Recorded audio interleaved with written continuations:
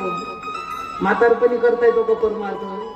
आमचे महाराज सांगायचे म्हणे, त्याच्याकडे एक म्हातारं गेलं आणि ते म्हणे, महाराज मध्ये आता हरिपाठ शिकायचं. 80 वर्षाचं म्हातारं आता म्हणजे हरिपाठ शिकायचं.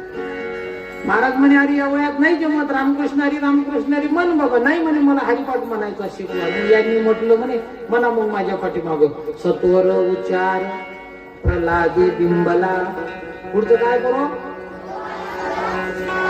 शाबास. पण त्यानं तसं नाही म्हटलं. मग काय म्हण माहितीये का? सत्वर उच्चार प्रल्हाद बोंबलला. त्याला बिंबला हा शब्द आला नाही का? कारण मुखात दात नाही. म्हातारपण आले, म्हातारपणात परमार्थ होत नाही.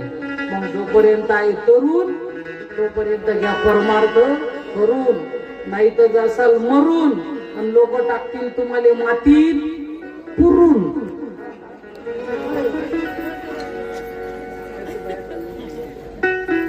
नाही जाऊ दे.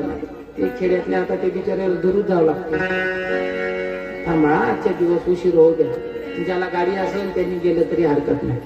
पण आज जीव आहे झाला आता आपला.